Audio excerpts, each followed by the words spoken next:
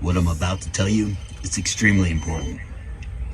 I'm one of the first people to get a Neuralink implant in my skull. If you guys can see and don't really know what a Neuralink is, it's kind of like an electronic chip from Elon Musk embedded in your skull. At first it was kind of like a Fitbit, kept track of vital signs, stuff that was going on in my body.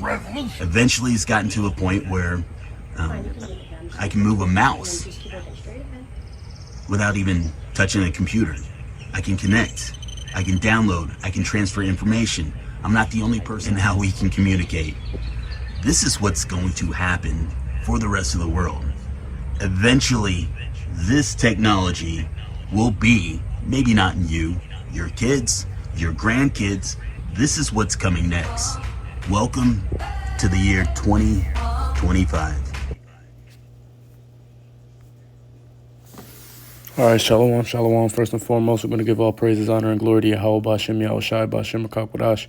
Double honor to the apostles and the elders of Great Millstone. Shalom to the Akim and a few Akbath who may be listening. This is your brother Batakallah from the GMS camp here in Chicago, coming back at you with another lesson through the Spirit and power of Yahweh, Bashem, Yahushai. And Lord willing, this will be an edifying lesson. All right, and the title of this lesson is June. And y'all saw the clip that just played. They got this Jake. Nigga look like a Jake. He might be a tear. But I don't know if it's a real video or AI, but this nigga took the Neuralink, and, you know, he was just boasting in the fact that he took that and, you know, speaking on so-called benefits that come with it. And, you know, letting you niggas know that everybody's going to have to take it. All right. But, you know, that's the MOTB, the mark of the beast that the scripture speaks of. And hey, man, they're gonna make it look like some $6 million man type shit. You know, the dude was talking about all of the so-called amazing things you can do because of that, and you know, it's another clip he talking about it'll help people that got paralyzed and other neurological diseases or whatever. But you know, we're gonna get these precepts and then go further into it. This is Sirach 12:10. It says, never trust thine enemy, for like as iron rusteth, so is his wickedness. Though he humble himself and go crouching, yet take good heed and beware of him. And thou shalt be unto him as if thou hast wiped a looking glass, and thou shalt know that his rust hath not been altogether wiped away. All right, and hey, man, this MOTB, these Edomites are the ones that's cooking this up, and they're going to be the ones that, you know, we in their kingdom, they're bringing it forward. They're the ones bringing it forward. They'll put Jake as a front man for it, you know, as the person that is going to convince you niggas to take it. But ultimately, these Edomites are the ones that are putting this and making this a edict in the land, man. Because it's eventually going to get to the point where you're going to have to take the chip in order to participate in society, and we're going to get that. All right, but hey, man, don't be surprised when you see all your favorite niggas out here on TV, you know, taking the MOTB on camera, man. Niggas like Snoop Dogg, all your favorite LeBron James, all these niggas, man. Because really, Esau set all these jakes up for that ultimately. All right, yeah, they use these niggas to have you going off and keep you going off, you know, throughout our time in this kingdom. You know, they've set up various jakes to encourage Jake to be wicked and go off. Salakia. But the end game or the end goal for these devils is that chip, and all these niggas that's in cahoots with this devil are going to have to push that. This is verse 12. It says, set him not by thee, lest when he hath overthrown thee, he stand up in thy place. Neither let him sit at thy right hand, lest he seek to take thy seat.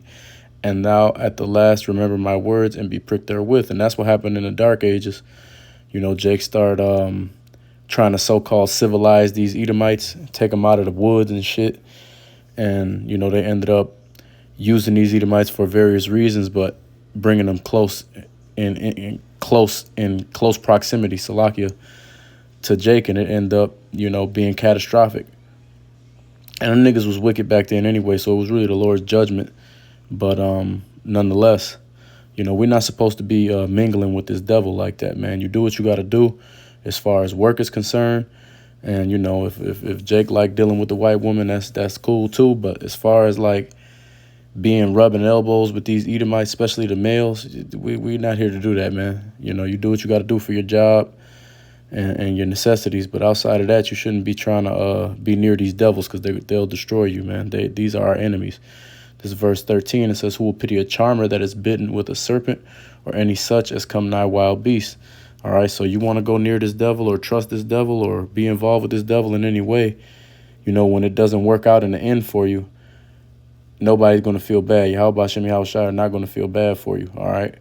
And all you niggas that think it's going to be fashionable to take the chip, you know, because it's going to be two groups of people that take that. It's going to be the niggas that think it's cool and that's going to run to get in line with it.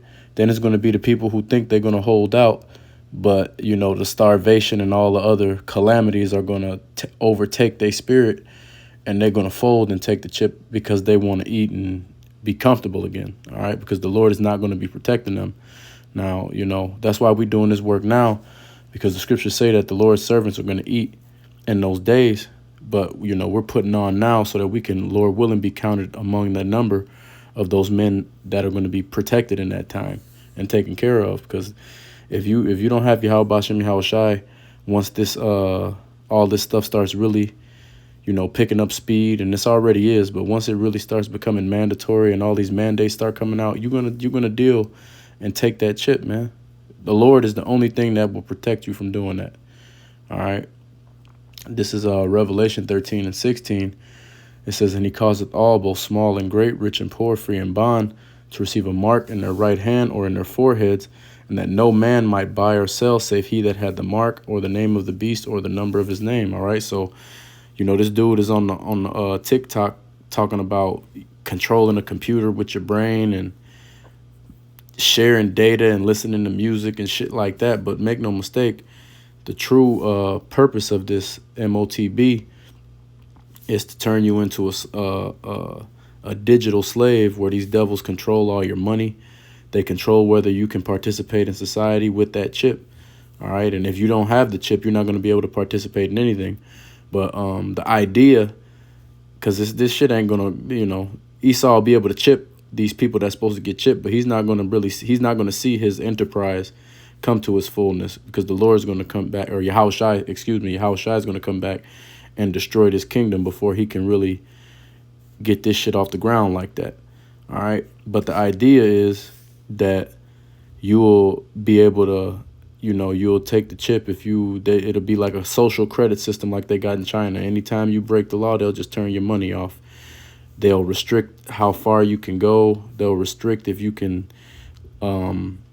work and all that shit, you know.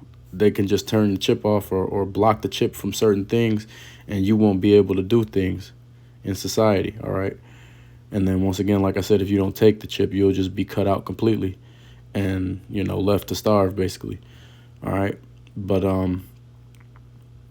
this Isaiah 36 and 6, it says, lo, thou trusteth in the staff of this broken reed on Egypt, whereon if a man lean, it will go into his hand and pierce it.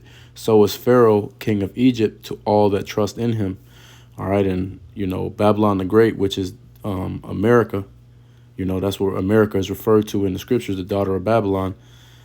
You know, that's synonymous with Egypt, Sodom and Egypt in the scriptures as well. It's synonymous with Egypt because we're in bondage here. You know, Egypt represents bondage for the children of Israel, and we're here in our last captivity, and the worst captivity that we ever been in. All right. So when it talks about Pharaoh, when it talks about Egypt, that's synonymous with the modern day government today. And all these niggas are going to go, and they're going to go and trust in these devils, and this devil's going to give you that chip, and it's, you know, it's going to pierce, they're going to pierce you with the chip. You know, because when they put it in your hand, it's like a injection. All right. But that's what's going to happen to all these jakes, because they trust in Pharaoh. They don't trust in Yahweh Bashem Yahweh Shai. They believe that the government is going to save them and that this government is for them. And they believe these Edomites are for them too. All right. And they don't have no faith. Eventually, it's going to come to a point where whether you believe in Esau or not, you know, if you ain't got the Lord and you don't have faith, you're going to be starving to the point where you're just going to bend the knee and deal with it. All right. But like I said, that's why we're doing this work now, so that the Lord can protect us from those times. This Isaiah 31:1, it says, "Woe to them that go down to Egypt for help and stay on horses and trust in chariots because they are many, and in horsemen because they are very strong, but they look not unto the Holy One of Israel, neither seek Yahweh." All right. So all these niggas that want to trust this devil, they're gonna get rewarded for that, and it's gonna be a horrible reward, because after you take that chip, hey man, Yahweh Shai is gonna be coming back, and you're gonna catch a nuke after that.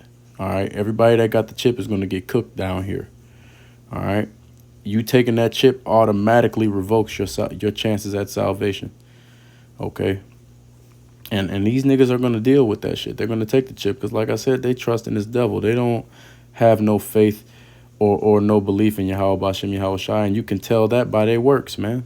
All these niggas wicked. They do wicked shit. They scoff the prophets. And they don't want to get right. All right. So at the end of the day, you don't want to trust in the Lord. You want to trust in this devil. You're going to get destroyed with him. All right. But with that, we're going to give all praises, honor, and glory to Yahweh Bashem Yahweh Shai Bashem Rakakwadash. Double honors to the apostles and the elders of Great Millstone. Shalom to the Akim and the few Agwath who may be listening. Lord willing, this was an edifying lesson. Until next time, Kwam Yasharallah.